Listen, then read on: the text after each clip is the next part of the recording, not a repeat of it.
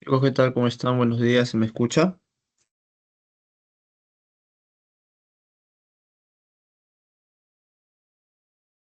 Buenos días, No me profesor. escucha. ¿Sí? Ya, ahora sí. Hace un rato parece que me metió otro enlace al parecer, que me habían eliminado. Ya, a ver, vamos a empezar, chicos. Reitero saludos, muy buenos días con todos ustedes. Esperando que se encuentren muy bien, vamos a iniciar nuestra clase de esta semana número 6. Y como siempre, vamos a iniciar con geografía y luego con cívica. Voy a presentar el material. Me avisan por favor si es que ya se está observando.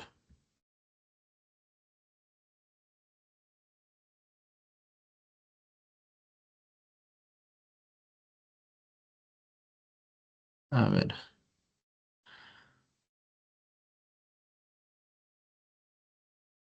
¿se observa el material?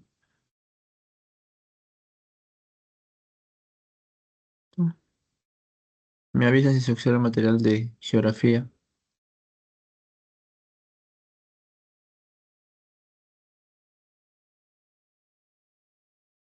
Sí, sí se ve.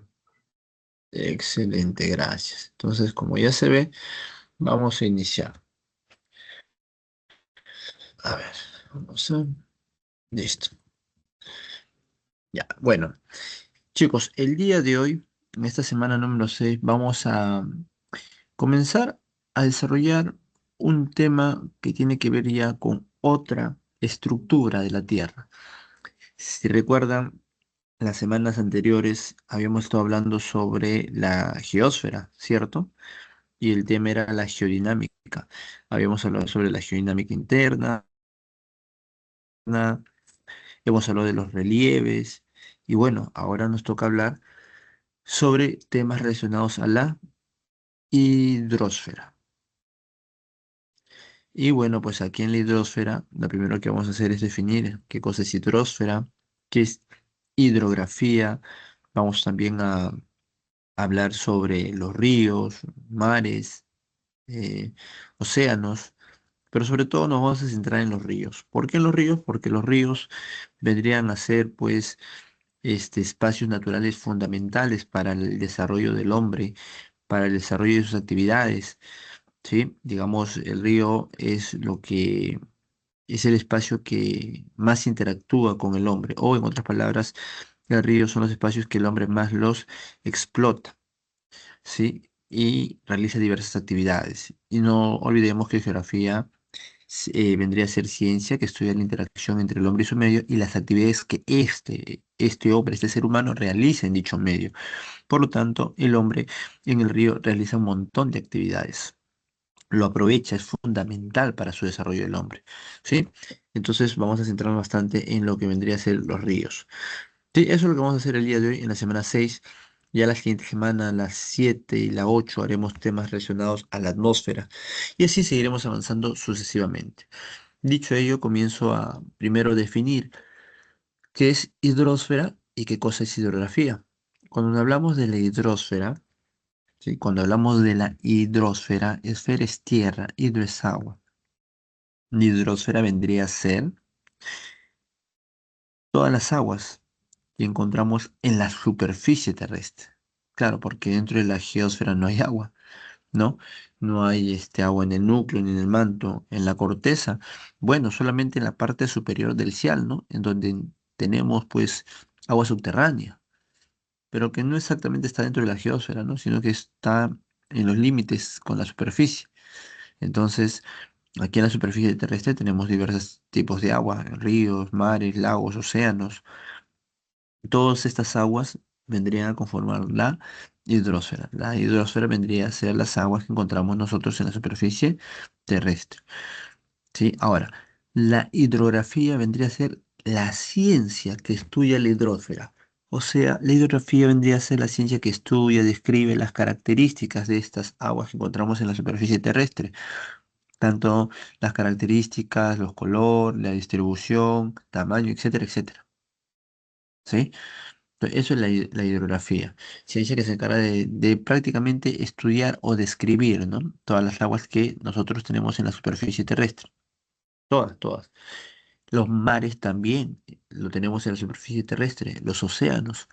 Si bien pues están fuera del continente, los océanos, porque claro, es la zona de la superficie terrestre que está cubierta de agua, ¿no? Estos océanos igual, a pesar que están fuera de la parte continental, igual es parte, está dentro de la superficie terrestre, solamente que cubre las zonas de menor altura, ¿no? Las cubre de agua y es ahí donde tenemos a todos los océanos, ¿sí? Ahora, ¿qué es lo que va a estudiar, pues, o qué es lo que va a describir la hidrografía de todas estas aguas? Va a describir su localización, las características físicas, color, ¿no?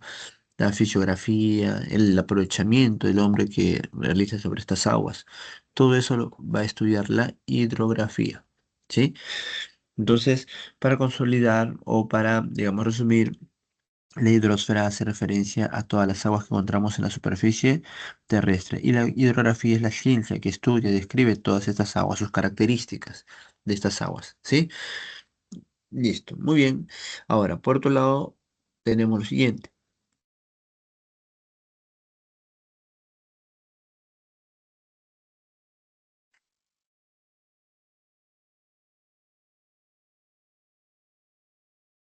ya. ¿Qué es una vertiente hidrográfica? Una vertiente hidrográfica es un conjunto de unidades hidrográficas cuyos ríos drenan en un punto en común, desembocan en un mismo mar o en ocasiones en un mismo lago. En otras palabras, la vertiente hidrográfica vendría a ser un conjunto de ríos que vierten sus aguas en un mismo punto o colector en común. Por ejemplo, el Perú tiene 53 ríos que vierten sus aguas al Océano Pacífico o Mar de Grau, ¿sí? Pero claro, el Mar de Grau es una parte del Océano Pacífico. El Océano Pacífico es un gran océano que recolecta las aguas de todos los ríos que están alrededor del Pacífico, ¿sí? Todos los ríos que vierten sus aguas al Océano Pacífico pasan a ser parte de la vertiente hidrográfica del Pacífico, ¿sí? Entonces el Perú tiene 53 ríos que vierten sus aguas al Pacífico, por lo tanto, este conjunto de ríos, estos 53 ríos, conformarán la vertiente hidrográfica del Pacífico aquí en el Perú. ¿Está claro? Entonces, cada río forma una cuenca, un río forma una cuenca. Y una cuenca, sí, es una unidad hidrográfica, ¿sí? Ahí dice, la unidad hidrográfica son espacios geográficos limitados por líneas divisorias que, de aguas, relacionados especialmente por el tamaño de las áreas de drenaje.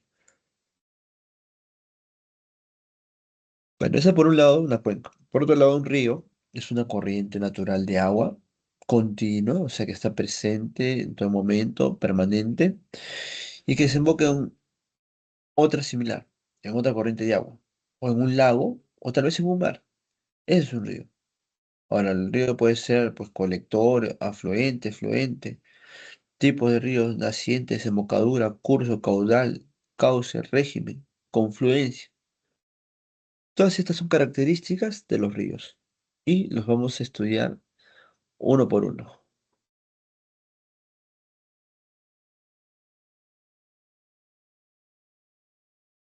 A ver.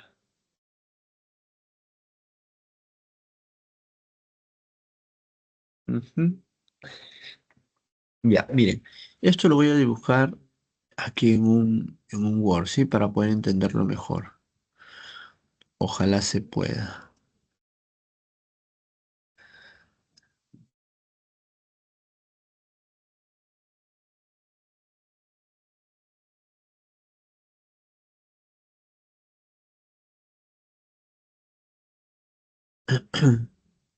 No, pero no se va a poder acá. Ya, bueno, acá encima no me lo veo. Vamos un ratito, a ver.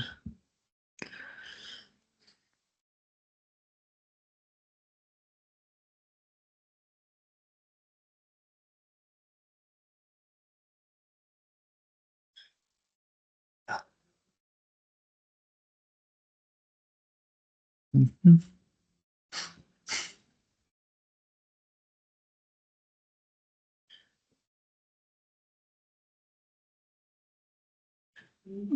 A ver, un ratito, vamos a ver dónde podemos sacar.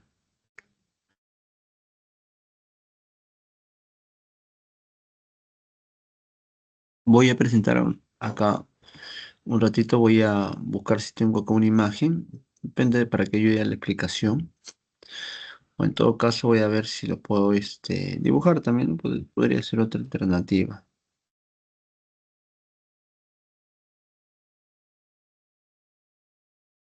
A ver.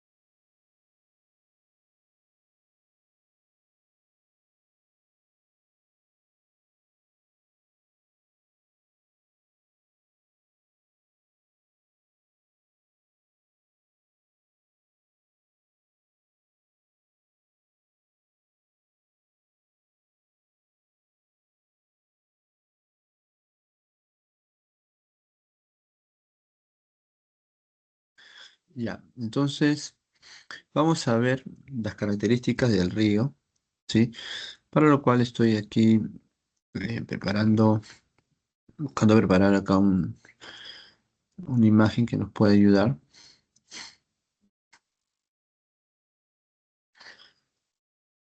Ujú.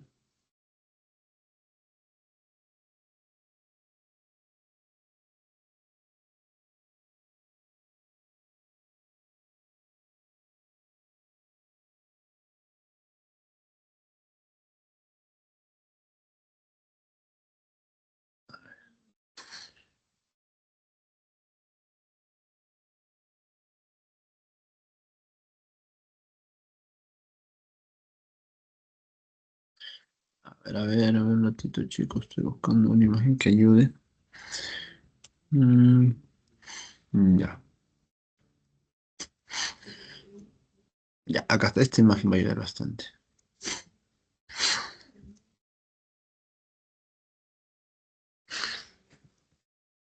Ujú.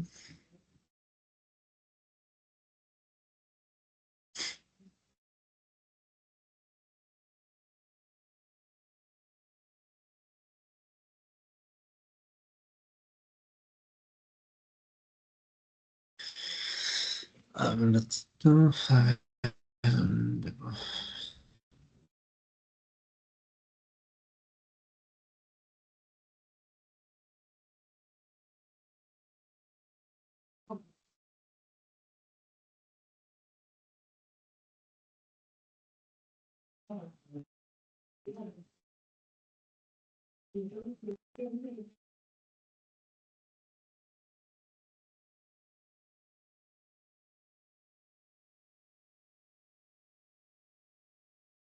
No se puede, caballero.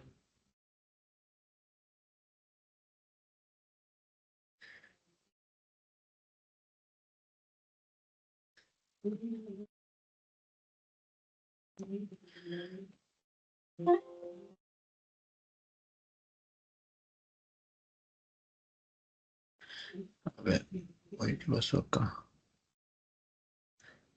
Ujú. Ya. Estoy volviendo a compartir la pantalla.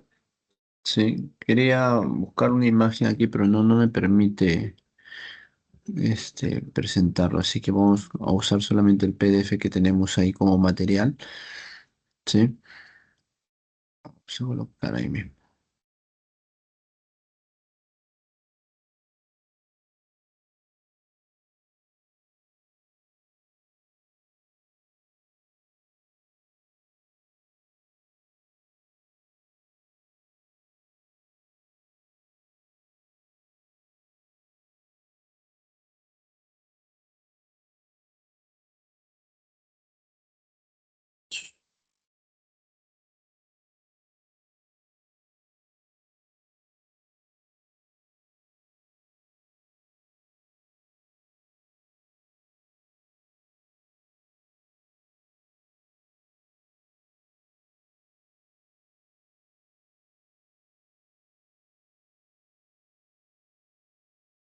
A ver, ahora sí.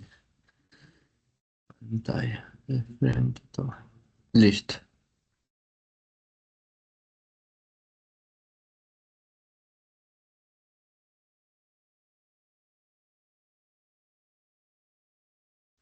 Ujú.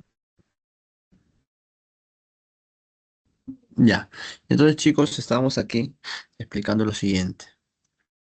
Ya. Vamos a hablar sobre las características de un río. Vamos a usar esta imagen de acá, ¿sí? Y bueno, cuando hablamos de un río es importante tomar en cuenta lo siguiente. Miren, el punto, todo río tiene un lugar donde empieza. Ese lugar donde empieza el río se llama naciente, porque ahí nace el río. Por ejemplo, en la imagen que ustedes tienen aquí, la naciente está acá. Aquí nace el río. Pero el origen no es exactamente la naciente. Acá, si bien dice naciente es origen de un río, cuando se habla del origen del río, hace referencia a qué es lo que origina el río. Y un río lo puede originar el descongelamiento glaciar, la lluvia, el nevado. Eso origina un río, da origen a un río. Por ejemplo, tenemos un glaciar. Ya, ese es el origen del río, en donde el glaciar se descongela, y una vez que se descongela se convierte en agua. Y apenas se convierte el hielo en agua y comienza a bajar, ahí esa es la naciente, porque ahí empieza el río, ahí comienza, nace el río hasta su desembocadura. El origen fue el descongelamiento glacial y dio nacimiento a un río. Entonces ese río comienza a bajar hasta llevar sus aguas al océano. Donde el río vierte sus aguas al océano, eso se llama desembocadura. Y la distancia que hay desde la naciente hasta la desembocadura se va a llamar longitud, apunta, longitud, distancia que hay entre la naciente y la desembocadura. ¿Qué más? Dependiendo a qué altitud, ¿no? O en qué parte del río te encuentras, vas a hacer aquí una división entre el curso alto del río, curso medio y curso bajo del río. Mayormente el curso bajo tiene poca, digamos, elevación, poca inclinación, ¿sí? Curso bajo, mayormente las aguas ahí comienzan a volverse, las aguas de los ríos sinuosos, van de un lado a otro, en cambio en el curso medio y alto el agua, producto de la pendiente, el agua baja con fuerza, haciendo que esta no presenten esa sinuosidad que sí lo hay en la parte baja de los ríos, ¿sí? ¿Qué más tenemos aquí? Cuando tenemos un río principal y este río otro le vierte agua, ese río que le va a vertir agua hasta el principal se le llama afluente. Mientras que si tenemos un río principal y de ahí se desprende un río menor hacia otro lado, eso se llama efluente, de exterior. Afluente, ¿sí? Es quien vierte agua al río principal. Efluente es quien quita. ¿Qué es el río colector? El río colector es aquel río que recolecta las aguas de muchos ríos que hay en cierto territorio, como por ejemplo el río Amazonas, recolecta las aguas de todos los ríos que hay prácticamente en el Perú. ¿Qué más tenemos acá? El caudal, el cauce. El agua del río, ¿por qué no se desborda y se expande por toda la superficie terrestre? Si botamos agua en el piso, eso se expande, ¿no? Pero ¿por qué el agua del río no se expande y se mantiene a través de, pues, un caminito que llega hasta la desembocadura? Justamente no se expande porque el cauce vendría a ser la cavidad por donde el agua del río se va a desplazar desde la naciente hasta la desembocadura. Ese es el cauce. Y el caudal es la cantidad de agua que hay en ese cauce, que contiene en ese cauce. ¿Está claro? ¿Qué cosa sería una confluencia? Cuando viene un río, ¿sí? Y se choca con otro río de similares características y ambos se unen y siguen su recorrido juntos, vamos a decir que ese río es producto de un confluente, una confluencia, en donde dos ríos de similares características se unen, ¿sí? Para formar uno mayor. Eso se llama confluente. ¿Está claro, jóvenes? Hasta ahí, estas características que he dado de los ríos. ¿Está claro? ¿O hay alguna duda, alguna inquietud por parte de ustedes?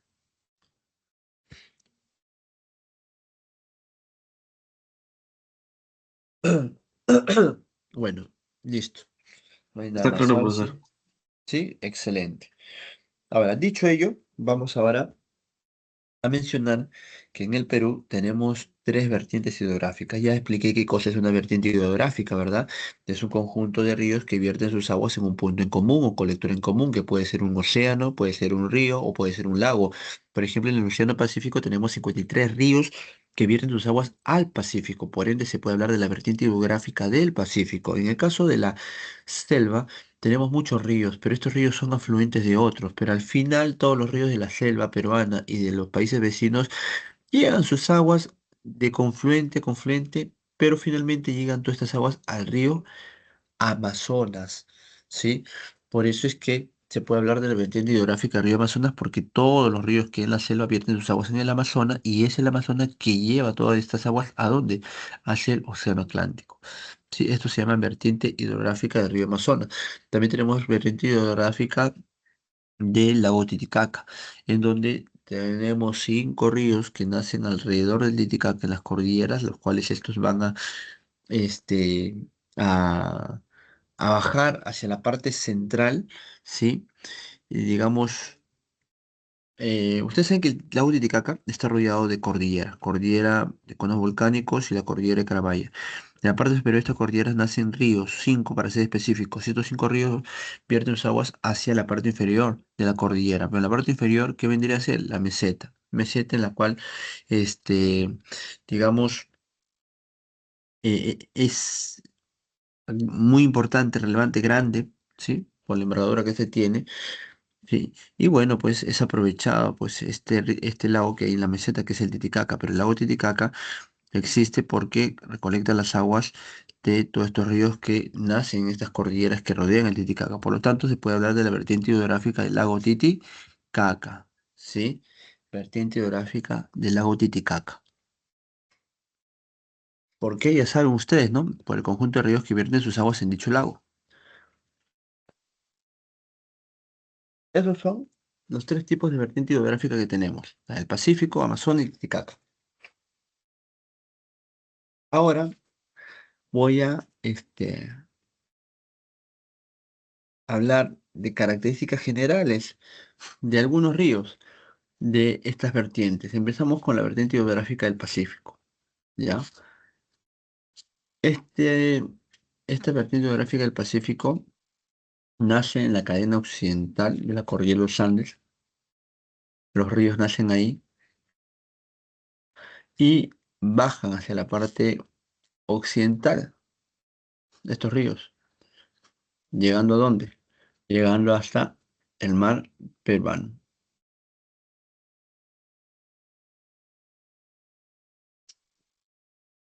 Estos ríos que nacen en la vertiente occidental, ¿sí? De la cordillera, cuando los ríos comienzan a nacer y bajar rápidamente hacia el Pacífico, el recorrido es corto, ni bien bajan de la cordillera ya llegan al mar.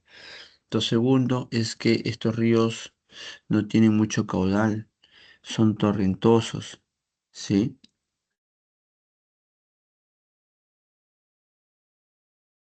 Y algunos comienzan a vivir en más de dos brazos.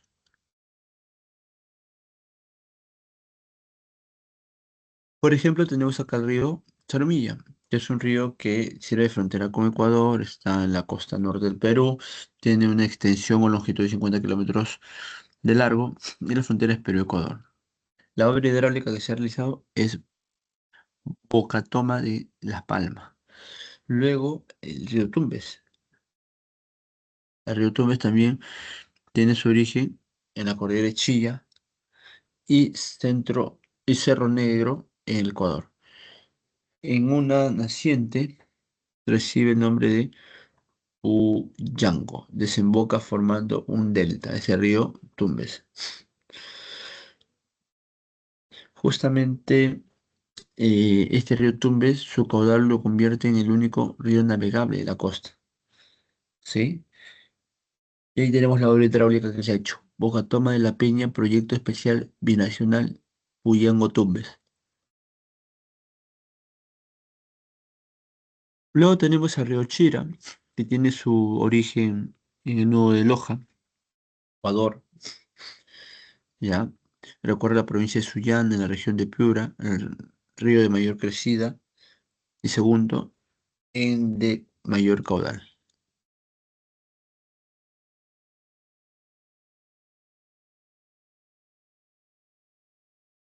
Ya. Luego tenemos el río Chancay, que tiene su origen en la laguna de Pichacocha. Es el valle más extenso del norte, produce arroz y caña de azúcar. Se divide en tres brazos,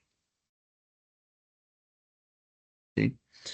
Ya, se divide en tres brazos, que son el canal de Taimi, el río Lambayeque y el río Reque. Luego tenemos el reservorio de Tinajones en Chancay. Por otro lado tenemos el Jiquetepeque, la Libertad. Su origen está en las zonas altas de la cordillera de Cajamarca, ¿sí? Y acá tenemos el reservorio Oído Ciego. Luego tenemos el río Santa en Ancash. Acá tenemos la laguna de Ancash y el proyecto especial Chavín Chemochichineca Central Hidroeléctrica de Huallanca. Esas vendrían a ser pues algunas obras en este río Santa en Ancash. Luego tenemos otro río muy importante que es el río Rima. ¿Por qué es importante? Porque pasa por la capital y abastece a gran sector de la capital de energía eléctrica y agua potable, ¿sí? Este río Rima, su origen es la cordillera central de los Andes. Con relación a sus características del Rima, pues ya hemos dicho, importante por las características del lugar. Además, el río Rima tiene ríos tributarios, ¿sí?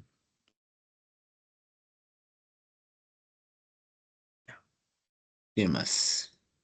Tenemos centrales hidroeléctricas en el río Rima, como Huinco, Guampaní, Moyopampa, Cayahuanca, Tucana, entre otros. Luego tenemos el río Ica. Su origen está en Huancavelica, ¿sí? En la parte central de la meseta de Castro Virreyna, en la laguna de Parinacochas. Tiene una longitud de 220 kilómetros. Y tenemos, ¿qué obra? El sistema Chuclococha, que traslada agua de la cuenca alta del río Pampa hacia el río Ica. Ocoña. Este río está en Arequipa, nace en Cotahuasi, en la laguna de Huansococha, en Ayacucho.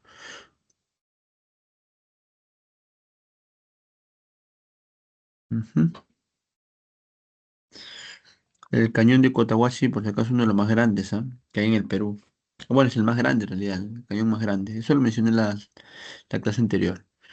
Luego tenemos en Arequipa el río Majes, que también su origen es en los deshielos que alimentan los ríos Andamayo y Colca, ¿no? Tenemos la represa de Condorama y Bocatoma de Tuti, ¿sí?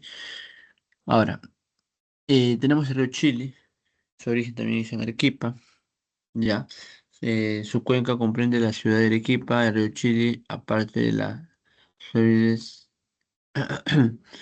Mm, ya el río Chile, aparte de la confluencia con el Yura, recibe el nombre de Vitor. Este se une con el Siguas para desembocar como río Quilca. O sea, el río Chile adopta varios nombres en su recorrido. Ahora tenemos la represa Aguada Blanca y Central Hidroeléctrica Charcani 5. Luego tenemos el Tambo, ¿sí?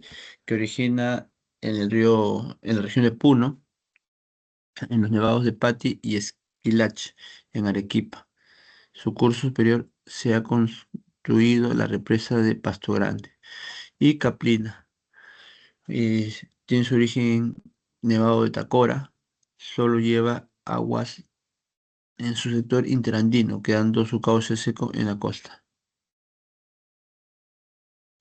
Ahora tenemos la represa de Carumas y Caurani.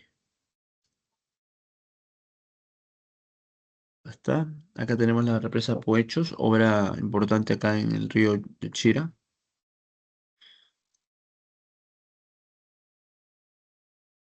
¿Está? Es una obra hidráulica en la cuenca del río Rima.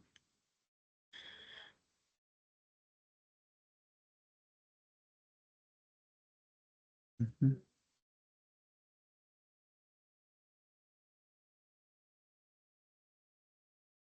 ujú. Ya. Vamos ahora a pasar a hablar de otro río importante, bueno, de otra vertiente geográfica importante que vendría a ser el río Amazonas. El río Amazonas, según la clasificación de ANA, la vertiente Amazonas se encuentra agrupada en 6 unidades geográficas. ANA es la Autoridad Nacional del Agua. Nos dice que el Amazonas se encuentra agrupada en 6 unidades geográficas: la cuenca del río Purús, la cuenca del río Yurúa, la entrecuenca de Amazonas, la cuenca del río Marañón y la cuenca de Ucayali. Y la cuenca de Vergas, ya. Ujú, entre cuenca de Amazonas, la cuenca del río Marañón, la cuenca de Ucayali y la cuenca del río Madre de Dios.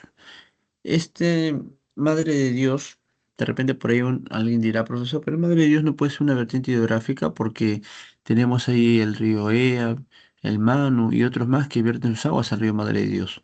Sí, eso sí es cierto, pero la Madre de Dios no puede ser una cuenca hidrográfica porque el Madre de Dios no es el río principal, no es el río que vierte las aguas de estos otros 4 ríos hacia el Pacífico o el Amazonas, sino más bien la cuenca del río Madre de Dios, no, al final vierte sus aguas, el Madre de Dios, al río Amazonas, solamente que lo hacen en Brasil, ¿sí? Por eso que pareciera que fuesen dos ríos distintos, pero no, el Madre de Dios es un afluente del Amazonas,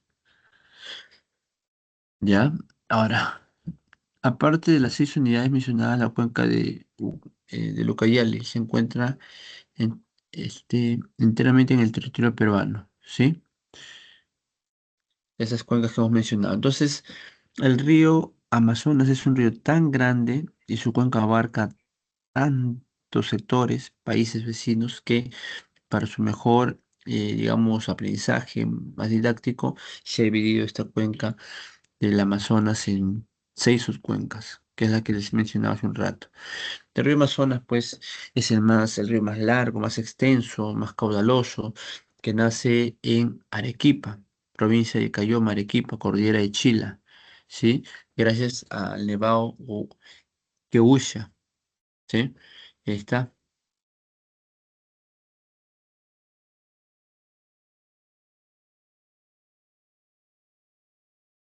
Ujú. Ya. Estas son las cuencas bueno, las intercuencas del río Amazonas. Tenemos las cuencas afluentes, ¿sí? Al margen, mira, la intercuenca del Amazonas, ¿sí? Que desde la confluencia del Ucayali y el Marañón forman el Amazonas como tal, abarca pues territorios como Perú, Ecuador, Colombia, Brasil. Dentro de este intercuenca del río Amazonas tenemos características, por ejemplo, el río Putumayo, el Yavarí, ahí tenemos características de estos ríos. Prácticamente acá lo importante es saber qué significa cada palabrita con relación a un río, qué cosa es un cauce, una cuenca, un caudal, un escorrentío, un estiaje, ¿no? Un régimen, ¿sí? Para poder entender esto, porque después en realidad son datos, ¿no? Por ejemplo, acá tenemos la unidad hidrográfica del río Cayali, ¿no? Son los ríos que conforman esta unidad hidrográfica del Ucayali, que es una de las unidades que conforma el río Amazonas. Ahí está. Acá tenemos el río Ucayali, naciente en los ríos Tambo y Urubamba, el Mantaro, que nace en el lago Junín o Chinchaycocha, en la meseta del Bombón, meseta más grande que tiene el Perú. Claro, si tomamos en cuenta la del Collao es el del Collao, ¿no? Pero el Collao no es netamente del Perú, sino lo comparte con Bolivia. En cambio, la meseta más grande del Perú, exclusivamente del Perú, es la de Chinchaycocha. ¿Mm? ¿Qué más tenemos? Pongos. ¿Qué son los pongos acá? Son cañones, ¿sí? Acá tenemos el pongo en Mantaro, sí, centrales hidroeléctricas, Santiago Antonio de mayor restitución en el Mantaro, que es la central hidroeléctrica más grande de la selva.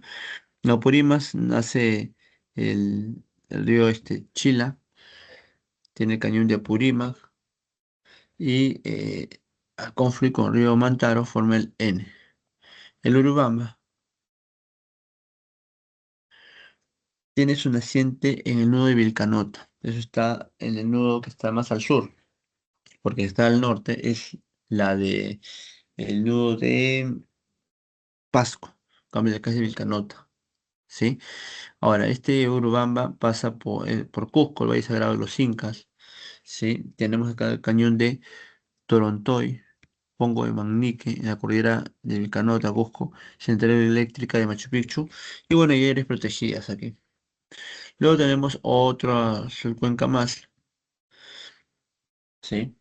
Que vendría a ser el Marañón. El Marañón tiene su naciente en el Nevado de Yarupa, la cordillera de Raura, con el nombre del río Gaico, y Guayaga tiene su nacimiento en la laguna de Huajacocha,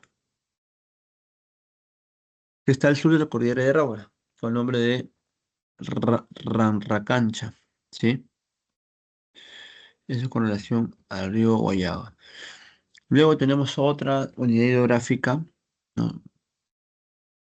Que es el Madre de Dios. Es decir, el indígena acá en el Perú, el Madre de Dios, pero pierde sus aguas al Amazonas dentro del territorio brasileño. Sí, tiene nacimiento Nevado de Pucará en el Cusco. Madre de Dios tenemos acá su naciente, como hemos mencionado, el Nevado de Paucará en el Cusco, Pongo de Coñé, tiene sus afluentes, pues, ¿no?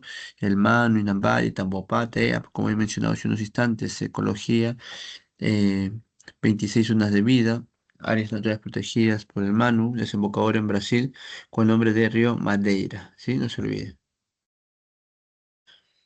Luego tenemos otra unidad geográfica que es la del Yoruba, que abarca Perú y Brasil nada más, es más pequeña, y lo mismo sucede con el Purus, que está entre Perú, Brasil y Bolivia, ¿sí?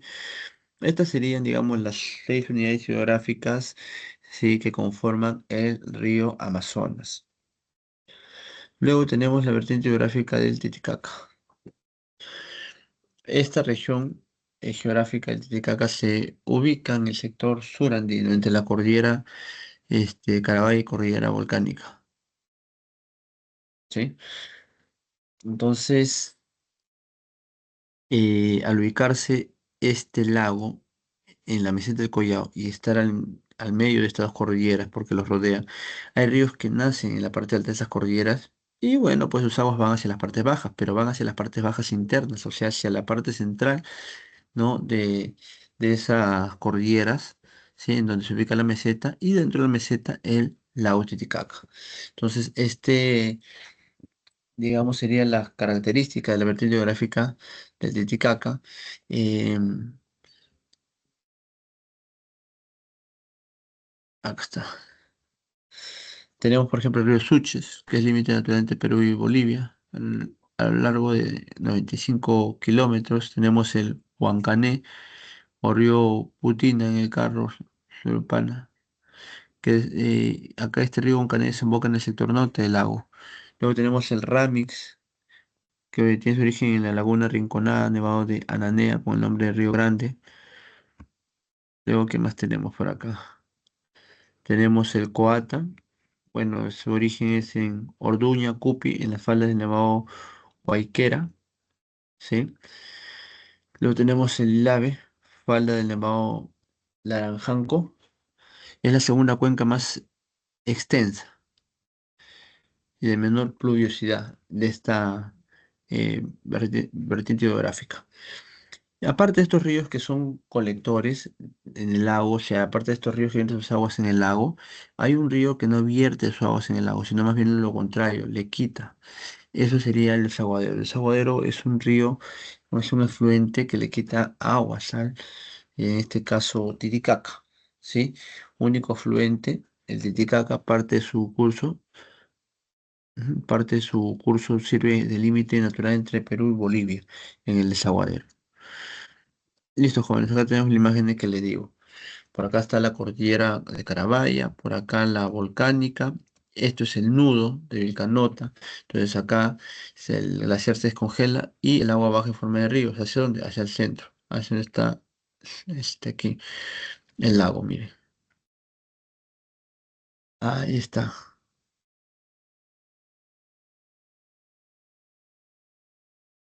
Acá tenemos el mapa hidrográfico del Perú. Sí, mapa hidrográfico. Ahí están todos los ríos del territorio peruano, tanto la costa, sierra y selva.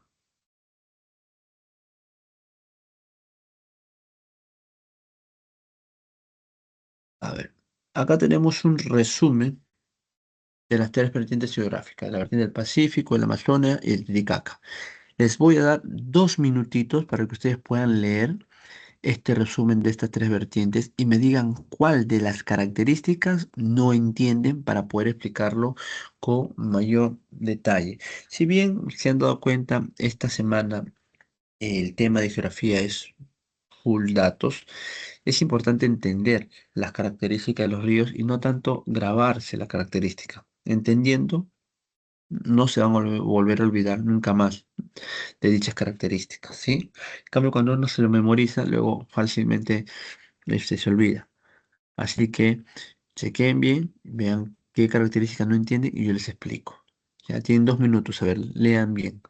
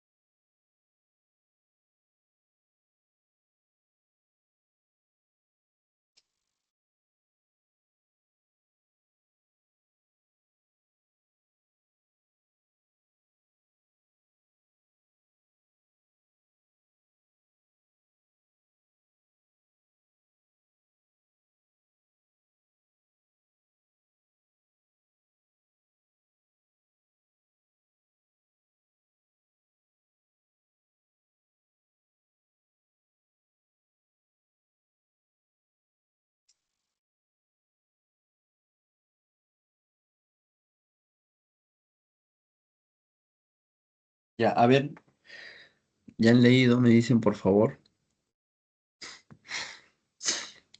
¿qué características que está ahí no lo entienden para explicarlo con detalle? Bueno, habíamos explicado el origen, naciente, ¿no? Cuenca, cauce, curso, recorrido, régimen. Me dicen cuál no entienden, por favor, para explicarlo con mayor precisión.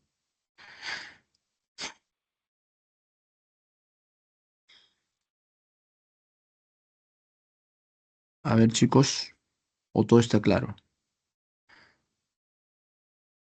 Yo creo que, bueno, mientras se van animando en hablar, vamos a un poco precisar el tema de régimen, porque eso sí no se explicó hace un rato. Cuando hablamos de régimen, es sencillo. Régimen es lo siguiente. Miren, por ejemplo, durante un año el río tiene su caudal que puede ser que varíe o se mantenga. Por ejemplo, el río Rímac durante los meses de enero, febrero, marzo, el verano, el caudal del río Rímac aumenta debido a las lluvias de verano. Sin embargo, en invierno, el caudal del río Rímac disminuye, tanto así que pareciera que se va a secar el Rímac. Mientras que el verano el caudal aumenta y se vuelve peligroso el río, en invierno disminuye bastante que pareciera que se va a secar. Entonces nos damos cuenta de algo. Y eso se da cada año, ¿eh? Así que nos damos cuenta de algo, que el río Rímac, durante un año, el caudal aumenta y disminuye por temporadas. Verano aumenta, invierno disminuye, y eso es siempre. Con eso podemos decir que el río Rímac es un río de régimen irregular. El régimen es cómo el caudal del río se mantiene durante un año. ¿Cuál es su régimen anual del caudal que presenta un río? Entonces el río Rima presenta un régimen irregular porque hay temporadas donde aumenta el agua del río y temporadas que disminuye. Cuando aumenta se llama crecida en verano. Cuando disminuye se llama estiaje en invierno. Muy distinto a los ríos de régimen regular, ya que, por ejemplo, en la selva, sea verano o invierno, el caudal del río siempre está bien alto. Siempre se mantiene alto el caudal del río en la selva. Solo que cuando hay lluvias, este caudal se desborda debido a las lluvias y las zonas llamadas restingas se inundan de agua. Pero prácticamente el caudal siempre se mantuvo elevado, así que es un río de régimen regular porque siempre se mantiene con caudal alto. En cambio, el río Rima es un río de régimen irregular porque hay temporadas donde el caudal aumenta bastante y hay temporadas de invierno donde el caudal del río disminuye bastante, tanto así como que pareciera que se va a secar, ¿sí? Entonces hemos explicado qué son el régimen. ¿Sí? El recorrido es la dirección del río. El río va en la costa de la región andina a la costera, en la selva de la región andina a la amazónica y en la sierra en la región andina nada más, porque baja de la cordillera y llega al Titicaca, que es una zona de altitud. Entonces, dicho ello, creo que ya está más claro las características que presentan los ríos, ¿sí? Ahora, profesor, ¿y qué cosa es una cuenca? Mire, para explicar qué es una cuenca lo vamos a explicar de la siguiente manera. Ustedes saben que un río es una corriente de agua. Este río tiene su valle. ¿Qué es el valle del río? Es el río más las zonas aledañas al río. Eso es un valle. Pero cuando hablamos de cuenca, vendría a ser el río más las zonas aledañas, o sea, el valle, más todo el sector de la cordillera que está a la derecha como a la izquierda. Ustedes saben que los ríos en la sierra pasan a través de los Andes. Entonces, a la izquierda va a haber Andes, a la derecha del río va a haber Andes. Entonces vas a la punta del Ande que está a la derecha y a la punta del Ande que está a la izquierda. Desde la punta del Ande que está a la izquierda del río hasta la punta del Ande que está al otro lado del río, a la derecha, todo el sector de punta a punta, todo el sector de los, del río, del valle y de las laderas de los Andes, todo ese sector pasa a ser, todo ese sector vendría a ser la cuenca, pasa a ser cuenca, ¿ya? Pero claro, eso es un espacio, ¿no? Por ejemplo, si tenemos un río y Andes a la izquierda y Andes a la derecha, sabemos que desde la punta del Ande de la izquierda hasta la otra punta del Ande de la derecha, todo eso se llama cuenca, ¿sí? Todo eso se va a llamar cuenca hidrográfica. Entonces, pero no solamente ahí, sino que va desde la naciente hasta la desembocadura. Y los límites de la cuenca son todas las puntas de los Andes que están tanto a la izquierda como a la derecha. Esa zona más alta de los Andes que están a la izquierda como a la derecha se llama divisoria de agua o divortium aquario. Entonces, de divisoria de un Ande que está a la derecha hasta la divisoria del Ande que está a la izquierda, al otro lado del río, toda esa zona se llama cuenca. Y todos los Andes que están a la derecha y a la izquierda tienen sus puntos más altos llamados divisorias de agua. Todas estas se unen y conforman la cuenca del río que pasa por ahí. ¿Sí? ¿Está claro, jóvenes? Entonces, dicho ello, bajamos y pasamos a hablar de otro tema. Dejamos los ríos de lado y vamos a comenzar a hablar del mar peruano o mar de Grao. Pero antes quiero saber si hasta ahí todo está claro. ¿O hay alguna duda, alguna inquietud?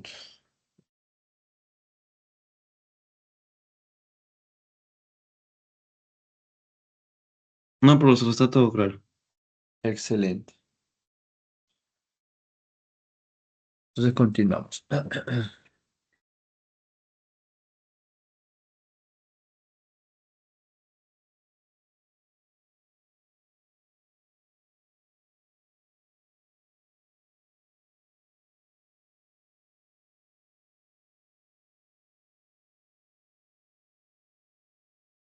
Ya. Bajamos. En el caso del mar peruano o mar de Grao, mire, nosotros desde el litoral, ¿sí?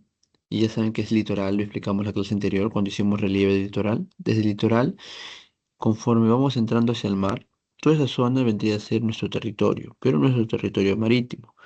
Desde el litoral, mar adentro, vamos a llegar hasta las 200 millas de profundidad o 200 millas mar adentro. De esas 200 millas hasta el litoral, todo ese sector es nuestro territorio marítimo, ¿sí? Más conocido como Mar de Grau, y que va desde el litoral 200 millas mar adentro y desde Tumbes hasta Tacna. Todo ese sector es nuestro mar peruano o Mar de Grau, ¿sí? Ahora, en todo ese mar, que es parte del Océano Pacífico, pero en todo este mar, vamos a tener aguas más frías al sur y aguas más cálidas al norte, ¿sí? Desde el sur, ¿sí? Desde el sur, desde Tacna, estas aguas van a ser más frías porque se acercan hacia la Antártida. Y conforme nos vamos hacia el norte, se va alejando de la Antártida, de la zona fría, por ende, las aguas se vuelven menos frías. Pero ya en el norte, en Tumbes, Piura, tenemos corrientes marinas que vienen desde Centroamérica, lugar de altas temperaturas, por lo tanto las aguas son cálidas. Tenemos nosotros en Tumbes, Piura, aguas cálidas que vienen desde la Baja California y llegan a Lambayeque, ¿sí? Hasta Piura, Lambayeque, hasta ahí llega. Entonces, conforme vamos yendo de sur a norte, las temperaturas de las aguas van aumentando. Al sur muy frío, en la parte central del mar peruano frío y en la parte norte del mar peruano cálido. Esas son las características de temperatura de nuestro mar peruano.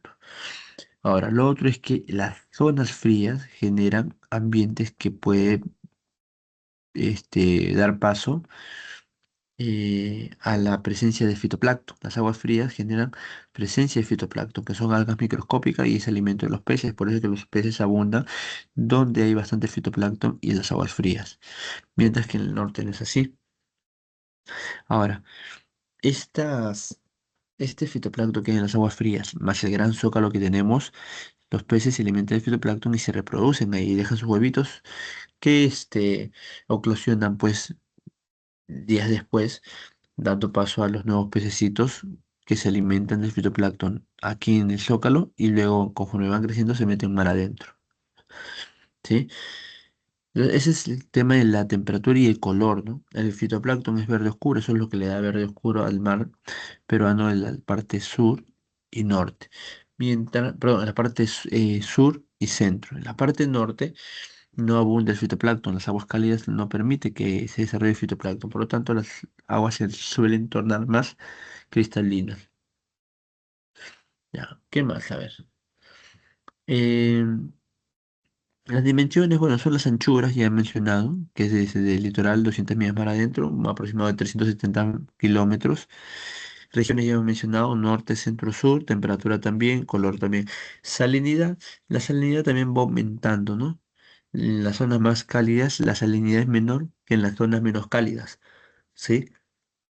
Porque las zonas más cálidas tienen mayor salinidad porque el agua constantemente se va evaporando y la sal se va concentrando en esas zonas de aguas cálidas.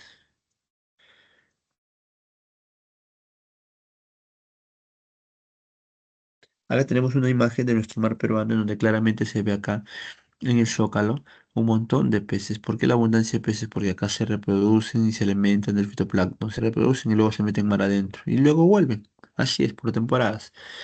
Esta es la imagen, pues, ¿no? Acá está el fitoplancton que le da el color verde oscuro, poca pendiente, bastante elemento de los peces. Entonces acá, pues, podemos ver las características del mar peruano. Ahora, en el mar peruano tenemos corrientes marinas, corrientes peruanas, ¿sí? Estas corrientes marinas son de dos tipos. Una es la corriente costera peruana y la otra es la corriente oceánica. Ambos son como dos corrientes de agua en pleno océano, dos ríos que van de sur a norte, ¿sí? Son como dos ríos que van en pleno océano de sur a norte. Estos dos ríos, la que está más cerca al litoral, se llama corriente costera peruana, mientras que la que está más adentro, más alejada del litoral, se llama corriente oceánica peruana, ¿sí? Y estos van de sur a norte, ¿sí? Van de sur a norte y chocan con las aguas cálidas que vienen del norte, pues, ¿no? Ahora, la corriente peruana trae como consecuencia lo siguiente. Esta corriente peruana de agua fría genera mayor productividad hidrobiológica por el proceso de floramiento, ¿no? Que aportan nutrientes esenciales para la vida marina y otros factores como su alta salinidad y contenido de oxígeno. Entonces, una de las características o consecuencias de la corriente peruana es la alta productividad. Las aguas frías que permiten que se mantengan así estas corrientes marinas generan que haya mayor productividad hidrobiológica. ¿Sí? Otro es que es determinante en el clima de la costa peruana, con sus densas neblinas, ausencia de lluvia y temperatura templada durante el invierno.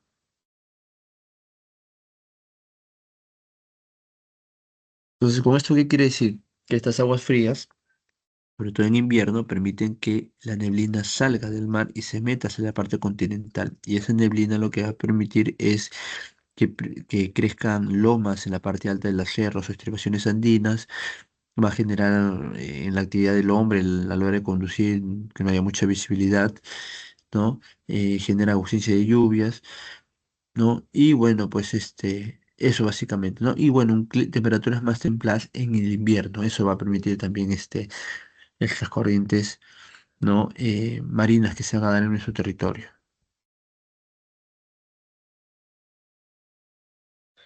Ya. Ahora, tenemos los glaciares. Otro espacio del territorio peruano donde encontramos aguas dulces, aparte de los ríos, tenemos los glaciares. Los glaciares son reservas de agua dulce, ¿sí? Son cajetes polares como reserva de aguas dulces que van a permitir, ¿sí? Generar un gran almacenamiento de dicha agua, ¿ya? Pero ahora, estos glaciares se presentan justamente por las bajas temperaturas que hay a gran altura. Y mayormente los glaciares se ubican pues, en zonas altoandinas que están por encima de los 5.000 metros sobre el nivel del mar. El espesor promedio de estos glaciares oscila entre 14 a 22 metros, ¿sí? De espesor, de ancho, profundidad de estos glaciares. El Perú tiene 3.044 glaciares, de los cuales pues tres de ellos son los más relevantes o contienen gran parte de los glaciares a nivel nacional. Uno de las cordilleras que presenta bastantes glaciares es este, aquí el 61%, ¿sí? No, está concentrada en las siguientes cuatro cordilleras. Uno es la Cordillera Blanca, 27% de las cordilleras están aquí en la Cordillera Blanca. Dos, Vilcanota, el 20%. Tres, Cordillera Central, 6. Y cuatro, la Cordillera de Vilcabamba, ahí está. Ambos, la Cordillera Central y Vilcabamba, 6% cada uno, entre 6 a 7%. Sí, entonces, estas serían las características de los glaciares, las cantidades que lo encontramos. Y bueno, pues vemos cómo los glaciares a través del tiempo, producto del cambio de temperatura, ha ido descongelando algunos glaciares en la cual su belleza natural ha ido perdiéndose poco a poco. Ya. Por último, para ir cerrando ya nuestro tema del día de hoy, con relación a geografía, vamos a mencionar a ANA, que es la Autoridad Nacional del Agua. ¿Sí? Esta Autoridad Nacional del Agua lo que busca es que en los países haya un mejor manejo de las aguas, de las cuencas. En ese sentido, eh, la cuenca hidrográfica, sí que hay en el Perú, sus aguas deben tener un mejor manejo. Y ANA, digamos que se encarga de impulsar ese adecuado manejo de las aguas de las cuencas. Ya saben ustedes lo que es una cuenca, ¿no? Entonces, una cuenca hidrográfica en una unidad territorial de la superficie terrestre por donde discurre agua de río y lluvias a un cauce principal, delimitadas por divisoras de agua. Eso es una cuenca hidrográfica. Las divisoras de agua, ya saben que ustedes les mencioné que las divisoras de agua son las zonas más altas de los Andes que están en los lados de los valles. Desde una divisora de agua hasta la otra, todo eso se llama cuenca, ¿sí? Y bueno, pues las cuencas, una vez que digamos, que se identifica pues la cuenca, tenemos que entender que dentro de ella tenemos algo muy importante que es el agua y tenemos que saber usar el agua de las cuencas. No solamente el agua, sino también los suelos fértiles y la presencia de bosques. Esos son los tres principales recursos naturales que encontramos en el manejo de cuencas, que está acá, mira, ¿sí? Entonces es una de las formas de administración, el manejo de cuenca de un territorio que fomenta la integración social y territorial.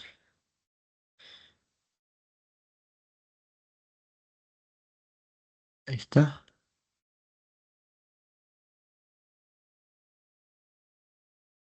Dentro del manejo de la cuenca, dentro de la administración está pues la planificación para el desarrollo de la visión integral de la cuenca, está la toma de decisiones, está evitar la contaminación de las cuencas, etcétera, etcétera. Ahora, cuando tenemos una cuenca bien gestionada, digamos, es algo muy positivo. Pero igual, a pesar que tú tengas un buen manejo de cuencas, hay riesgos, desastres que se van a presentar. Ante esa situación tenemos que tener un mecanismo de contingencia, pues, ¿no?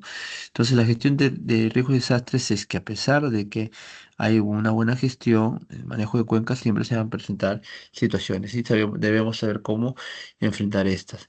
Entonces, dentro de la gestión de riesgos y desastres tenemos lo que es el peligro. El peligro es un evento natural o antropogénico generado por el hombre, potencialmente destructivo, que puede ocurrir en una cuenca hidrográfica con determinada intensidad, frecuencia y duración específica. Ese es el peligro. La vulnerabilidad vendría a ser las personas, el espacio físico o material que es susceptible, vulnerable ante el desastre natural. El desastre es la acción, la alteración no, normal de la cuenca y sus comunidades. Ese es el desastre. Y gestión de riesgo, proceso inmediato y sistemático e integral de planificación y organización e implementación de medidas preventivas. Ese es el riesgo, gestión de riesgo, ¿no? Luego, ¿qué estrategias de mitigación de peligro se debe emplear en el manejo de cuenca? ¿Qué estrategias de mitigación? Bueno, Uno es la planificación y ordenamiento urbano y rural, ¿sí? Definición de zonas que no pueden ser habitadas, reubicación de las personas, construcción de presas y estabilidad de laderas mediante terrazas escalonadas. Ah, factores de la vulnerabilidad, bueno, la exposición, ¿no? El espacio natural, la fragilidad, debilidad o susceptibilidad física, económico-social, ambiental e institucional de los elementos expuestos, la resiliencia y la capacidad de los sistemas socioecológicos de una cuenca para resistir, adaptarse y transformarse. Listo, jóvenes. Terminamos con su geografía, acá les dejo las claves. Clave número uno de geografía es la C de casa. Clave número dos de geografía es la A de avión. Clave número tres de geografía es la C de casa. Y número 4 es E de enano. ¿Sí? Listo, jóvenes. Eso sería todo con relación a geografía. Pasamos ahora a cívica.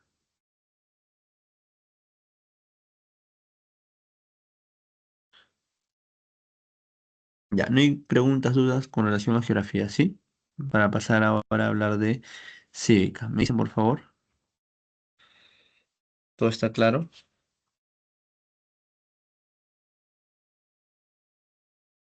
¿Todo con relación a geografía está claro? ¿O hay alguna duda, alguna inquietud que quieran absolver?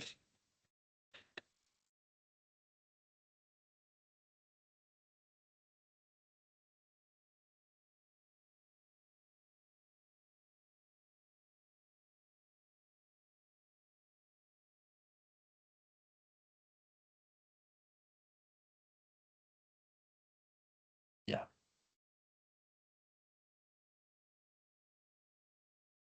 Listo. Entonces, como no hay dudas con relación a geografía, pasamos a cívica. Y en cívica el día de hoy vamos a hablar sobre problema de convivencia en el Perú. Convivencia democrática sustentada en una cultura de paz. Miren, jóvenes, para empezar a hablar de este tema, primero debemos tomar en cuenta que es normal, es natural que el hombre que vive o se desarrolla en sociedad, producto de esa interacción, pues tenga problemas, se presenten problemas. Eso es normal. Pero para ello se tienen que aplicar mecanismos de resolución de conflictos, mecanismos adecuados para que ese problema pues llegue a buen puerto, ¿no? Cualquier problema que uno tenga, uno tiene problemas en su familia, en el colegio, en la universidad, en cualquier lado puede tener problemas. Y eso es normal en el sentido de que estos se deben de canalizar de manera correcta. Lo normal sería tener problemas y no saber canalizarlos bien. O no tener problemas es difícil, ¿no? Porque producto de la interacción siempre se da situaciones, pero tienen que ser bien llevadas y manejadas poniendo en práctica los valores, el respeto, ¿no? Por ejemplo, el respeto y otros valores más, lo cual va a permitir pues que se viva de una manera adecuada, bajo una convivencia democrática. Pero por otro lado, pues esta práctica de valores pues va a permitir que la población dentro de la sociedad viva bajo una cultura de paz. ¿Qué implica, pues, esta cultura de paz? Es el conjunto justamente de valores, actitudes, tradiciones y comportamientos que deben presentar las personas y un grupo social, pues, ¿no? Eso es vivir bajo una cultura de paz, ¿sí? Pero como les dije, a pesar de ello, a pesar de promover la cultura de paz por parte de un grupo de personas, se siguen dando problemas en nuestra sociedad, pero problemas que han llegado, pues, a un nivel que a muchos asusta, ¿no? Ha llegado a un problema ya de convivencia en el Perú. En ese sentido, pues estos problemas que se presentan en la sociedad y que afecta a toda la sociedad peruana, ¿no? Son los siguientes, principalmente, la discriminación, corrupción y delincuencia. Vamos a ir hablando cada uno de estos de manera muy detallada. Para eso empezaremos a hablar de la discriminación, ¿sí? ¿Qué es la discriminación? La discriminación es tratar de manera diferente, distinta a una persona o a un grupo social. Y bueno, pues ese trato diferente es por alguna característica que está presente. Característica obviamente injustificada, en donde el grupo de personas se aleja de ese individuo por esa diferencia. Entonces, eso, por ejemplo, sería un tipo de discriminación. Ahora, ¿qué tipo de discriminación puede ser? Pues hay una variedad de discriminaciones, ¿no? Por ejemplo, acá está. Hay discriminaciones por clase social, hay discriminación étnica, hay discriminación laboral, religiosa, ideológica, de nacionalidad, discapacidad y de orientación sexual e identidad de género. Un ratito, jóvenes.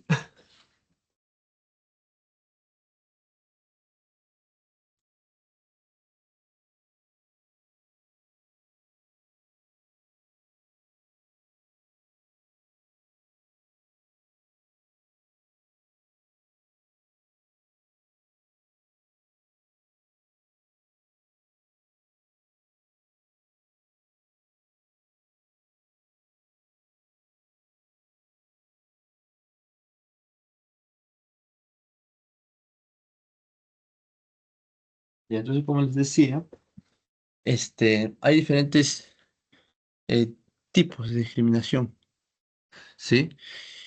Mencionaba con una relación de formas cómo se presenta la discriminación. Vamos a dar algunos ejemplos, ¿no? Para un poco ilustrar el contenido, ¿no? Por ejemplo, imaginemos que a una señorita o a un joven de nacionalidad venezolana va a buscar trabajo, ¿no? En alguna institución pública o privada. Y esta a la hora de presentarse, pues, digamos, no la aceptan, ¿sí? Debido a la nacionalidad que ésta tiene. O de repente, si es que la aceptan en el trabajo, los compañeros la comienzan a tratar o lo comienzan a tratar de manera distinta porque de repente no es de nuestra nacionalidad, ¿no? Entonces, cuando tú crees que de repente tú tienes más derechos que otra persona que no es del Perú, por el simple hecho de que no es natural del Perú, tú crees tener más derecho que esa persona, tú estás presentando un tipo de discriminación que es por nacionalidad, ¿sí? Entonces, eso sería, digamos, una forma de discriminación y uno de los tipos de discriminación por nacionalidad, ¿sí? Es cuando tú discriminas, o sea, tratas de manera distinta a una persona por el origen del país o lugar de procedencia. Otro sería la discapacidad. Eh, Hoy en día, claro, hay leyes que protegen ¿no? a las personas con discapacidad y que buscan insertarlos en diferentes ámbitos académicos, laborales, ¿no? Incluso en los colegios, incluso te piden que debe haber un porcentaje de personas con problemas de discapacidad, ¿no? Como parte de la inserción. Pero ¿qué pasa cuando tú vas a buscar un trabajo y de pronto te ven que estás en silla de ruedas, ¿no? Hay un trabajo de contador, tienes silla de ruedas y no te aceptan porque para la empresa es un problema tenerte debido a que tendrían que acondicionar espacios para que tú puedas entrar a la empresa como rampas, ¿no? Eh, o de repente si está en un segundo o tercer piso de la oficina, tener ascensores, cosas así. Entonces, ¿qué pasa ahí? Para la empresa tú eres un problema. ¿Por qué? Porque como tienes la discapacidad, ¿no? De las piernas, entonces no vas a poder desplazarte fácilmente y generaría esto un problema o gastos para la empresa en acondicionar ciertos espacios. Entonces, eso es un tipo de discriminación también. En este caso, la discriminación es por discapacidad, ¿no? Aunque hay normativas, ¿no? diversas que se han establecido. Yo estoy dando ejemplos de cómo se discriminan las personas. Entonces, la discapacidad es la exclusión debido a la discapacidad, pues, que uno tiene, ¿sí? Ya hemos mencionado por nacionalidad, por orientación sexual e identidad de género. Una cosa es la orientación sexual, ¿no? Y acá tenemos las personas que son homosexuales, bisexuales, transexuales, etcétera, etcétera. Y otra cosa es la identidad de género que tiene que ver entre el varón y la mujer. Género solamente es varón y mujer. Orientación sexual, puedes orientarte al sentido que tú quieras, pero la identidad de género solamente es varón o mujer. Y cuando a una mujer se le trata distinto por el hecho de ser mujer o por su condición de mujer, eso es un tipo de discriminación, ¿no? Entonces, hemos venido mencionando acá varios criterios en donde nosotros nos damos cuenta que se dan diferentes formas de discriminación a las personas y que obviamente eso está muy mal, pues, ¿no? Porque al margen de las diferencias que podamos tener físicas, económicas, por discapacidad, por ideología o religión o cualquier otro tipo de diferencia que tengamos, no se nos puede tratar de manera distinta por ser distintos en ese aspecto. Todos los seres humanos, por nuestra naturaleza humana, debemos ser tratados de manera igual, ¿no?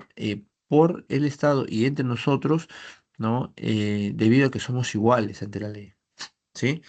Entonces, eso sería, pues, uno de los grandes problemas que hay en nuestra sociedad, la discriminación, ¿sí? Otro problema que se presenta en una sociedad, en el caso del Perú, y problema muy, aguda, es la corrupción. ¿Qué es la corrupción? Es cuando una persona aprovecha de su condición, de su cargo, de su poder, para beneficiarse él mismo o para beneficiar a algún tercero. Esa es la corrupción, cuando se da el aprovechamiento del poder para buscar beneficios, ¿no? Que no corresponden, ¿ya? Por eso es que nos dice la Defensoría que es un mal uso del poder público, es decir, el incumplimiento de los principios del buen gobierno, así como de los preceptos éticos instituidos por la sociedad, que además tiene el propósito de obtener ventajas o beneficios indebidos para quienes actúan o para terceros en perjuicio del bienestar general. Con relación a la corrupción, tenemos acá tipo de corrupción. Vamos a ir explicando cada uno de ellos, ¿sí? Empezamos a hablar, por ejemplo, de la discriminación, perdón, de la corrupción de tipo cohecho o soborno. El cohecho o soborno es un tipo de corrupción, pero este cohecho o soborno puede, digamos, presentarse de diferentes maneras. Por ejemplo, el cohecho pasivo propio y el pasivo impropio.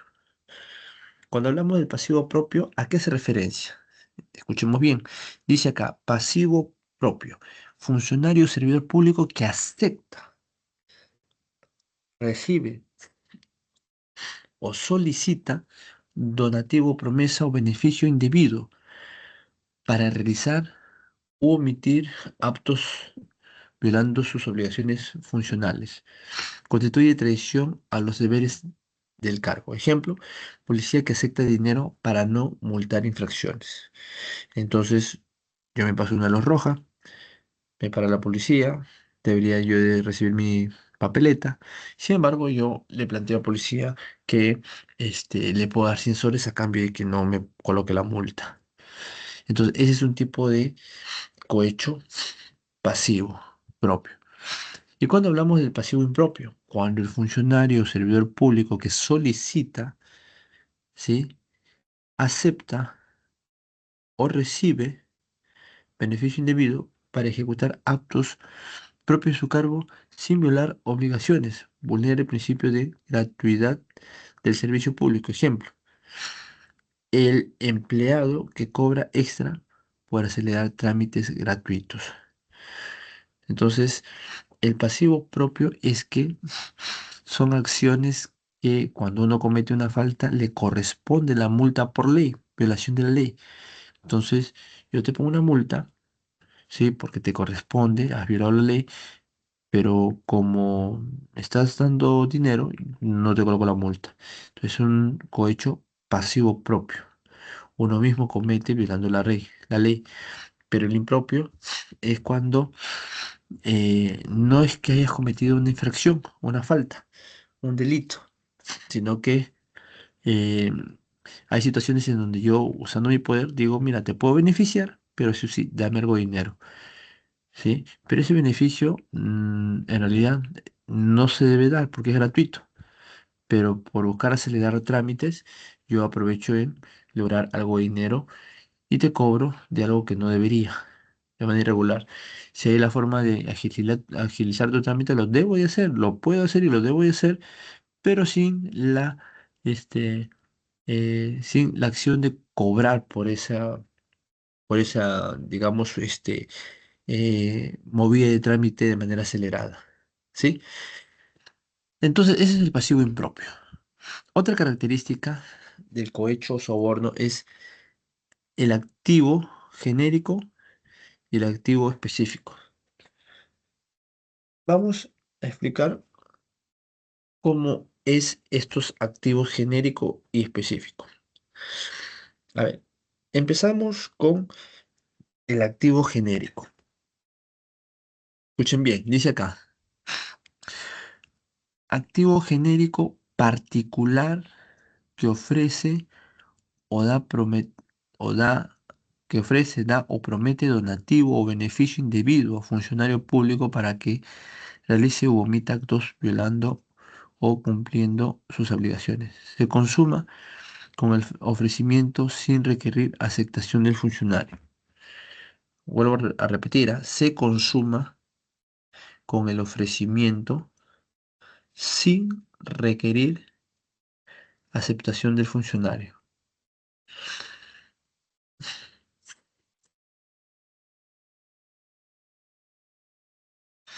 Entonces, acá, a diferencia del caso de arriba, que vendría a ser del pasivo propio, en donde el funcionario o servidor público acepta, recibe o solicita, aquí el activo genérico no es desde la postura de la autoridad, sino del tercero, de la persona que no es autoridad, que es un particular, pero que ofrece dar donativo o beneficio o algo indebido a funcionario público, para que este realice o omita un acto violando o cumpliendo sus obligaciones. O sea, acá no es que yo cometí una infracción a la ley y me corresponde una multa y yo para que tú no actúes como autoridad, yo te soborno. No, acá no.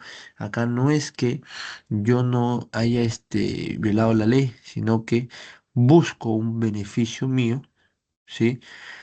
Pero para ese beneficio te ofrezco dinero, ¿sí? Entonces acá se busca un de beneficio indebido, ¿no? A funcionario público para que reciba o omita actos violando o cumpliendo sus obligaciones. Dice violando o cumpliendo, porque claro, yo puedo agarrar y decir, ¿sabes qué? Este, no he cometido una falta, pero necesito que me des una licencia, me lo saques rápido, ¿sí? Te doy dinero para que me saques rápido la licencia en corto tiempo, ¿sí? Entonces no debería cobrarse, ¿sí? Pero yo te estoy ofreciendo a ti. Acá no es como el pasivo impropio del funcionario, sino que acá es el particular quien ofrece, te estoy ofreciendo, buscando que corrompas. Ese es el género activo genérico. Ahora, el activo específico es cuando el particular que ofrece da o promete donativo o beneficio a magistrados, fiscales, peritos, árbitros o miembros tribunales administrativos para influir en decisiones de asuntos de su competencia. Protege la imparcialidad del sistema judicial. O sea, el activo pasivo es como el genérico, solamente que el genérico es para cualquier funcionario público.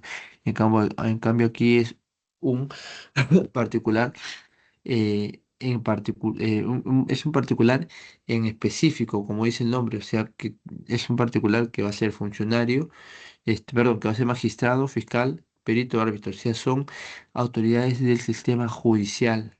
¿Sí? En cambio, de arriba eran funcionarios cualquiera, ¿sí? O personas cualquiera, pues es activo genérico. Y acá son funcionarios específicos que buscan, pues, aquí, este, bajo este acto de corrupción, beneficiarse, ¿sí? Beneficiarse, una propuesta de beneficio hacia estas autoridades, ¿sí? Ya acá se supone que la autoridad debería de actuar rechazando ese tipo de ofrecimientos, ¿no? Pero muchos de ellos caen, pues, ¿no? Y se benefician. Por eso se habla de activo específico, ¿sí? Se benefician, pero básicamente los del sistema judicial. En el de arriba, igual se busca un beneficio, pero de cualquier funcionario público, no exactamente de los que están en el sistema judicial. ¿Qué es peculado? El peculado es cuando un funcionario utiliza recursos que se le ha conferido para acciones o labores de su cargo. Por ejemplo, yo soy alcalde y como alcalde pues tengo todos los bienes del municipio a mi cargo. ¿Qué pasa si un familiar mío está construyendo su casa y bueno, está botando desmonte? Yo le digo al, al familiar, mi hermano, eh, no te preocupes, yo como alcalde voy a mandarte el día siguiente 2 tractores a la municipalidad para que te ayude a sacar todo el desmonte de tu casa y de esa manera avances rápido. Entonces yo por apoyar a mi hermano, darle algún beneficio, ¿no? ayudarlo a que mueva rápido de repente el desmonte que está ahí, mando tractores de la municipalidad que en un par de horas limpian todo y vuelven al municipio, ¿no? Donde están los autos de la municipalidad. Esa acción es un tipo de corrupción.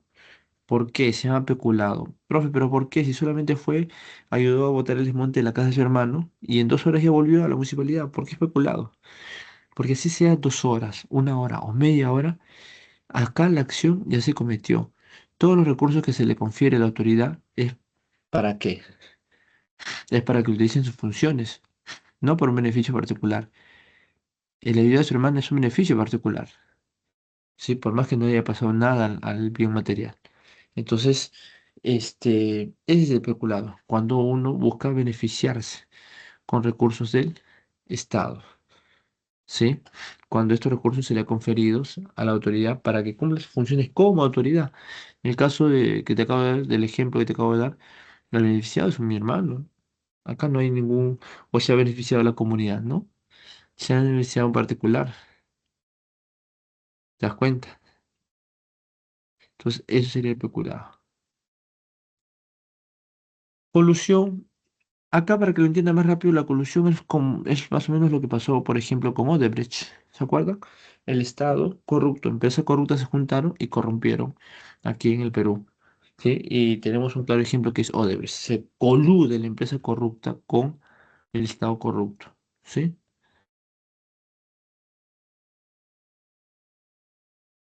Tráfico de influencia. ¿Cómo es el tráfico de influencia? Es cuando yo digo influenciar o simulo influenciar en alguna autoridad y lo que busco es que la autoridad actúe en base al beneficio de una tercera persona, ¿sí? A cambio, obviamente, de un poco de dinero. ¿Se dan cuenta? Entonces, tráfico de influencia es como decir, ¿no? Voy a poner mi negocio y necesito licencia y alguien por ahí me dice, no te preocupes, yo te saco la licencia. Yo conozco al señor que da la licencia, pero eso sí, pues necesitamos alguito de dinero para poder agilizar la licencia. Y le doy, por ejemplo, 200 300 soles. Eso se llama tráfico de influencia. Muy bien.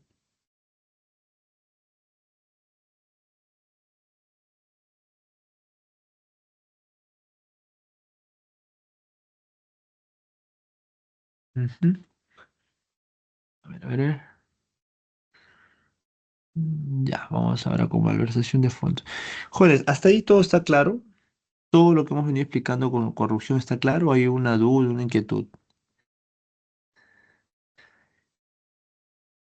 Tráfico de influencia ya expliqué, ¿no? Es cuando uno dice influenciar en una autoridad, a cambio que esta autoridad actúe de una manera que beneficie a un tercero, ¿no? Es tráfico de influencia. Hasta ahí creo que está todo bien o hay alguna duda. Si hay alguna duda, inquietud, por favor, díganme, no se queden callados, ¿sí? A ver, me dice por favor para seguir explicando malversación de fondos y cobro indebido.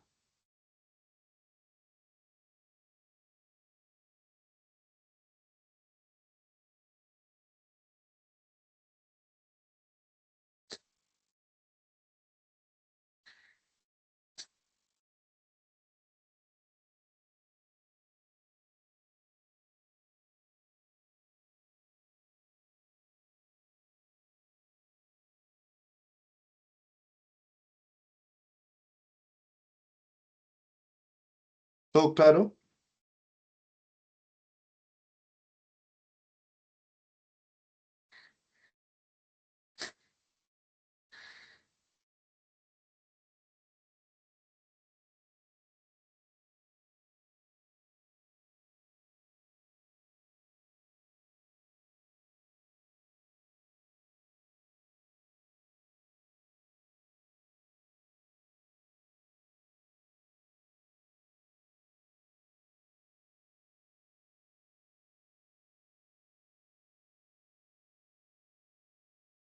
¿Todo claro? ¿Sí? ¿Para continuar?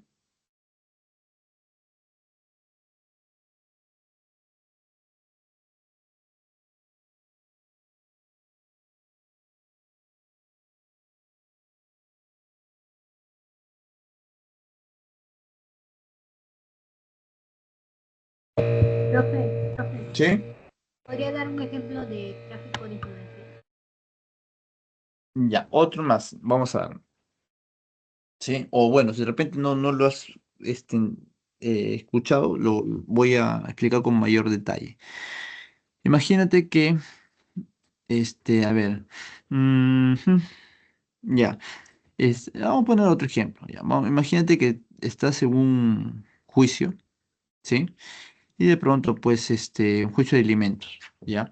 Tu hermano es el papá, no se separó de su esposa, está en un juicio de alimentos, y bueno, pues, lo que quieren es que, obviamente, un papá en un juicio de alimentos lo que quiere es que le cobren menos porcentaje, ¿no? De su sueldo, ¿sí? Mientras que la señora quiere el 75%, el papá quiere dar solamente el 5%, algo así.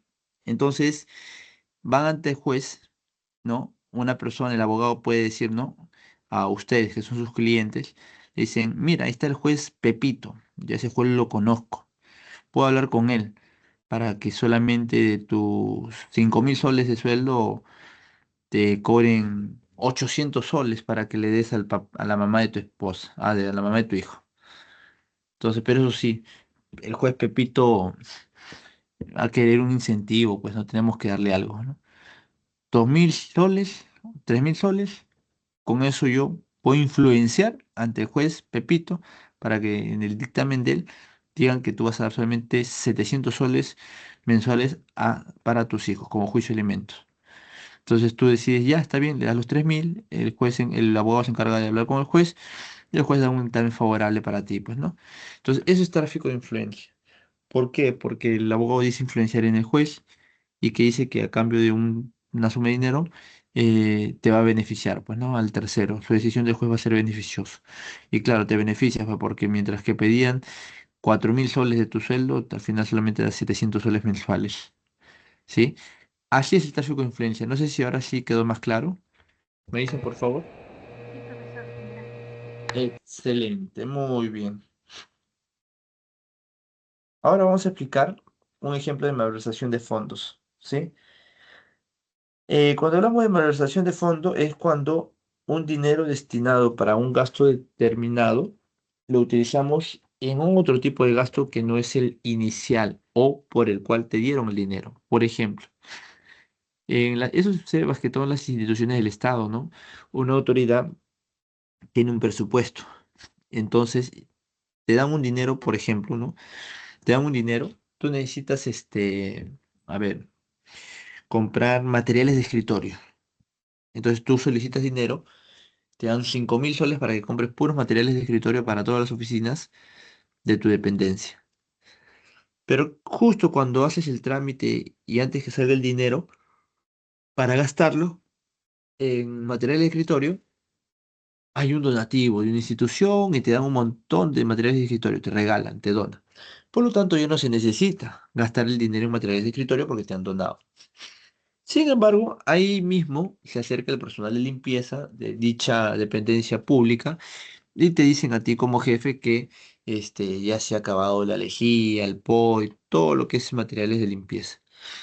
Entonces tú, como habías sacado 5.000 soles para comprar materiales de escritorio, pero ya no lo necesitas porque te donaron, y más bien lo que se necesita ahora es materiales de limpieza, tú dices, bueno, utilicen estos 5.000 soles como materiales de limpieza, ¿sí? Para que compren, no sé, lejía, POI, todas esas cosas. Y miren, ojo, no robó nada. Conscientemente he dicho, estos 5.000 no lo utilizo comprando A, lo utilizo comprando B. Al final, compran sin ni un sol robado, ¿sí? Y al final rinden cuentas. Esa acción del funcionario público, así no haya robado, no haya buscado agarrar ni un solo sol, eso se llama malversación de fondos. Y es un delito. ¿Por qué, profesor, si no ha robado? Lo que pasa es que cuando en el Estado te dan un dinero para una acción determinada, por ejemplo, para que compres A, ese dinero tienes que gastarlo comprando A. Si no lo necesitas A ya, por X razones, simplemente tienes que devolver el dinero. Y si más bien luego necesitas B, tienes que devolver dinero y luego solicitar, ¿no? Dinero para que compres B cosas. ¿Está claro? Eso es la malversación de fondos. Y por último, el cobro indebido, ¿no? Es cuando una autoridad o funcionario te cobra dinero de manera indebida por acciones que no debería cobrarte. Por ejemplo, cuando vas a buscar vacantes en los colegios para tu hermanito y de pronto lo ves al director que te conoce porque tú has estudiado ahí y te pasa la voz, te dice, hola Juanito, ven, ¿no? Te invita a su oficina, ¿no? Y tú le dices que estás ahí porque quieres vacantes para tu hermanito. Y el director te dice, no hay problema. Yo te doy la vacante, pero eso sí, tú sabes que los trámites, que la secretaria, que da algún incentivo, X razones, te dicen necesitamos 300 soles. Con eso, la vacante es tuya. Eso es un cobro indebido. ¿Por qué? Porque para realizar, pues en este caso, acciones, digamos, como la compra, pues perdón, como la designación de matrículas de estudiantes escolares, no, eso es gratuito, la educación es gratuita, por lo tanto, si tú te vas a matricular a tu hermanito a un colegio público, te deben de aceptar y no van a, digamos, a darte una preferencia, ¿no? O darte la vacante por una suma de dinero. Eso se llama cobro indebido, no por acelerar los trámites y dártelo antes o darte la vacante, sí, te tienen que cobrar dinero. ¿No? Eso sería cobro indebido, ¿no? Que están cobrándote indebidamente por una acción que no deberían cobrarte. Ahora, si hay la posibilidad de agilizar un trámite o darte la vacante, se debería dar sin ningún cobro. ¿Por qué? Porque agilizar el trámite implica que hay mayor efectividad en la parte administrativa. Y si te dan la vacante es porque hay, pues no, no porque te están dando prioridad por lo bajo. Si no, eso sí sería un delito. Y mucho menos, pues, cobrarte por eso, pues, ¿no? Entonces, eso sería cobro indebido.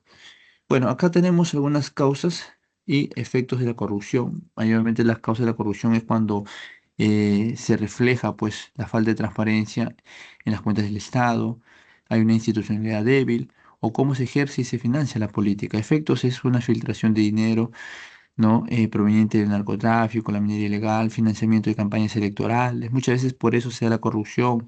No hay vigilancia en la ciudadanía, pérdida de los bienes patrimoniales, mal funcionamiento del Poder Judicial también, cuando no es drástico, cuando hay actos de corrupción. ¿Sí? Listo. Ahora vamos al último gran problema que se da pues en la convivencia en nuestro país, ¿no? Hemos hablado de la discriminación, luego de la corrupción, ahora vamos a hablar de de la delincuencia. ¿Qué es la delincuencia, no? Se refiere a los delitos que comete una persona o grupos de personas contra la ley, violando los derechos, ¿sí? Y bueno, pues son merecedores de castigos por la sociedad, ¿no? Delitos, hay muchos delitos, ¿no? Porque la delincuencia, ¿qué es la delincuencia? La delincuencia es cuando uno comete un delito, ¿sí? ¿Y qué es cometer un delito? Es cuando violas la ley. Violas la ley, cometes un delito, y al cometer un delito, ¿qué cosa eres? Un delincuente, ¿sí? ¿Está claro? ¿Hasta ahí? Quiero saber si el tema de corrupción está todo claro para seguir hablando de la delincuencia. A ver, ¿me confirman, por favor?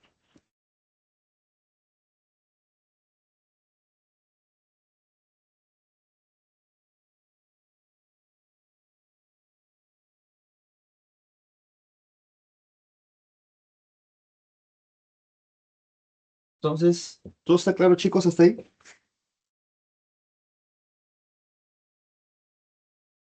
Bueno, me imagino que sí, ya que no dicen nada. Bueno, entonces ya para ir cerrando, en estos últimos minutos que nos queda de clase, con el tema de la delincuencia, como les decía, pues, ¿no?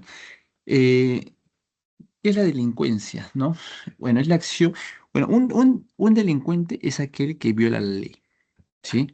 Y el que viola la ley comete un delito, como les decía. Ponen del que comete un delito es un delincuente. Aquella persona que viola, mata o descuartiza a una menor de 5 años es un delincuente. Aquella persona que va de impuestos es un delincuente también. Claro, seguramente tú dirás, profe, pero no es lo mismo, pues estamos hablando de una persona que ha violado y ha matado a una menor de 5 años, ¿no? No es lo mismo que evadir impuestos.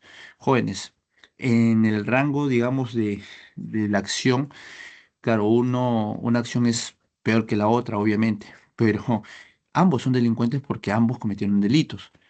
Ya el juez se encargará de dar a cada quien el castigo que le corresponde. Obviamente, pues aquel que violó, mató y descuartizó a una niña menor de 5 años tendrá muchos años en la cárcel, ¿no? Según el Código Penal, pues le darán 20, 25 años de cárcel, mientras que el que evadió impuestos, ¿no? Tal vez 1 año, 2 años, o de repente le dan pena privativa de libertad domiciliaria, quién sabe, ¿no? Dependiendo ya, digamos, el tipo de acción. ambos no dejan de ser delincuentes, pero ya dependiendo del tipo de, digamos, de delito, ya el juez establecerá alguno mayor años de cárcel que otro, pues, ¿no? O mayor castigos que otro. ¿Está claro? Ahora, dentro de los tipos de delincuentes, perdón, dentro de los tipos de delitos, tenemos el delito contra la vida, el cuerpo y la salud. Cuando hablamos del delito contra la vida, el cuerpo y la salud, hacemos referencia, por ejemplo, al homicidio, al aborto, lesiones y exposición a peligro o abandono de personas en peligro, ¿sí? Ahora, dentro del homicidio tenemos el homicidio, el parricidio, el feminicidio, o sea, en otras palabras, cuando matas a alguien, ¿sí? El aborto también, el aborto no está permitido en nuestro país, ¿no? Sí, en otro país sí, pero estamos haciendo una referencia al Perú. Entonces, esos serían, digamos, delitos relacionados al tema de la vida, el cuerpo y la salud, ¿no? Las lesiones graves también, ¿no? Incluso como acá dice el abandono de personas en peligro. Ese también es otro delito. Profe, pero ¿cómo el abandono de personas en peligro? Cuando tú ves que un niño necesita de tu ayuda, tú ves que está colgado en un techo, ¿no? Y tú estás por ahí y él está a punto de caer, si no haces nada, eres parte de esa situación. ¿Por qué? Porque abandonaste a una persona en peligro, un niño que estuvo cayéndose, estaba colgado y no hiciste nada, ¿no? O sea, todos esos actos que tienen que ver contra la vida, la salud y el cuerpo de la persona son, digamos, los delitos que hemos venido mencionando, pues, ¿no? Todos estos de aquí, del homicidio, el aborto, lesiones graves, exposición de peligros y abandono de personas en peligro, ¿no? Ahora, luego tenemos otros delitos que es cuando es vulnerado nuestro derecho a la libertad personal, la violabilidad de la intimidad, violación del domicilio, violación del secreto de comunicación, del secreto profesional, de la libertad de trabajo, libertad de expresión, de religión, sexual, etcétera, etcétera. Todos estos delitos tienen que ver con el tipo de delitos contra la libertad. En la Constitución Política del Perú, artículo número 2 y sus anexos, te habla sobre la libertad, pero no solamente la libertad de tránsito, la libertad individual y todos sus anexos o conexos, que hace referencia a todos los tipos de libertad. Entonces, cuando alguien transgrede tu derecho a la libertad, cualquiera que fuera, sería delitos contra la libertad. ¿Sí? Luego tenemos delitos contra los derechos intelectuales. Bueno, esos, por ejemplo, tienen que ver contra el derecho de autor o la propiedad intelectual. Nosotros tenemos, justamente en el derecho se habla del derecho de la propiedad intelectual, ¿sí? Y dentro del derecho de la propiedad intelectual se divide en los derechos de autor y los derechos de la propiedad industrial. Por ejemplo, yo realizo una obra literaria o un libro, una investigación, ¿ya? Lo publico, pero después viene otra persona, usa toda mi información, mi propio libro, pero le quita mi nombre y le pone Pepito, ¿no? Entonces, ¿qué está pasando ahí? Una persona estaba usando mi trabajo, usurpando mi nombre, ¿no? Y me está reemplazando, ¿no? De manera ilegal. Eso se llama derechos de autor. ¿Sí? Ahora, incluso en la universidad, ¿no? Hoy en día, pues en la universidad, por obligación, te tienes que investigar. Y cuando tú terminas la carrera universitaria, pues haces una tesis. Y cuando haces una tesis, seguramente ustedes han escuchado, ¿no? Se busca fuentes bibliográficas. Esas fuentes que tú buscas tienen y que utilizas en tu investigación tienen que ser citadas. Hay citas cortas, citas largas, tienen que ser referenciadas. ¿Qué pasa cuando tú no pones la referencia de algún dato o de alguna investigación que has utilizado? Estás cometiendo un delito sobre el derecho de autor, ¿sí? ¿No? Y seguramente tú has escuchado el caso de Acuña, que dijo que no copió, plagió, ¿no? Bueno, al margen de la ignorancia, este señor, cuando tú utilizas, ¿no? Información de otras personas, al margen de copiar o plagiar, tú tienes que referenciar, tienes que citar, si no, estarías violentando el derecho de autor. O es como cuando tú de repente colocas un establecimiento, vamos a un ejemplo de la propiedad industrial, colocas un establecimiento, ¿no? Tú sabes que existe la cadena rústica, tú colocas un establecimiento de venta también de comidas así rápidas, pollos, no sé, anticuchos, y también le pones el mismo nombre, rústica. Rústica ya es una marca de la propiedad industrial reconocida en Indecopi. Por lo tanto, no puedes usar el mismo nombre. Eso sería también violentar derechos de la propiedad industrial y eso sería un delito contra los derechos intelectuales. Luego también tenemos otro tipo de delitos que es contra la tranquilidad pública, que son delitos contra la paz pública y terrorismo. Es cuando ustedes han visto que hay barristas en las calles y de pronto entre ellos se pelean como loquitos, se tiran piedras, hacen desorden, vandalismo. Ya, esos son delitos contra la tranquilidad pública. Luego contra el patrimonio, es cuando te roban, o te hurtan, mejor dicho, ¿no? Bueno, hurto, robo son distintos, pero bueno, cuando te hurtas, o roban, o te extorsionan, te estafan, o generan una apropiación ilícita, eso es contra el patrimonio. En otras palabras sencillas, es cuando se aprovechan de tus recursos tuyos, propios, se lo agarran de diferentes formas inadecuadas. Contra la seguridad pública es, bueno, los peligros, los delitos de peligro común, ¿no? Delitos contra los medios de transporte, comunicación, delitos contra la salud pública, delitos contra el orden migratorio, ¿no? Luego contra la familia, matrimonios ilegales, ¿no? Contra el Estado civil, atentados contra la patria potestad, omisión de asistencia familiar.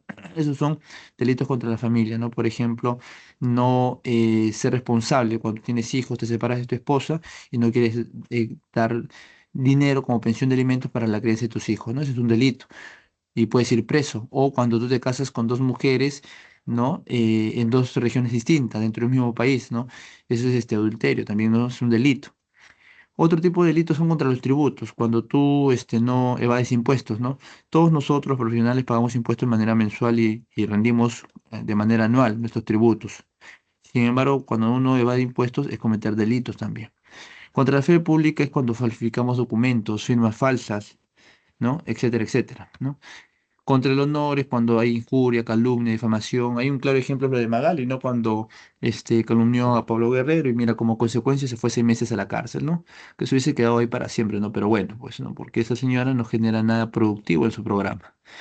Luego también tenemos otro tipo, pues, de delitos, los dos últimos, contra el patrimonio cultural, es cuando violentamos los bienes culturales. Imagínate que aquí en la Huaca San Marcos te pongas a huaquear y agarres todas las huacas que están ahí y los puedas vender en el mercado negro, ¿no? Ese es otro tipo de delito. Y contra la humanidad es el genocidio, ¿sí? Desaparición forzada, tortura. Ahí Fujimori dice presente, ¿no? Porque él ha cometido actos de genocidio, ha violentado a mucha gente, ha violado los derechos humanos. Ese sería delitos contra la humanidad, ¿sí? Bueno, chicos, eso sería todos los tipos de delitos que hay, ¿no? Y bueno, con eso estaríamos cerrando nuestro tema el día de hoy en cívica. Aquí les dejo las claves. Número uno, marquen por favor la letra C. Número dos, la letra D. Número tres, la A. Y finalmente la número 4, la E de enano. Listo, chicos, eso sería todo por hoy. Si no hay ninguna duda, consulta, inquietud, me despido de ustedes y nos vemos el próximo lunes 24 de noviembre, como siempre, de 11:40 a 1:30 de la tarde. Fuerte abrazo, buen inicio de semana, nos vemos, chicos, hasta la próxima. Muchas gracias, cuídense.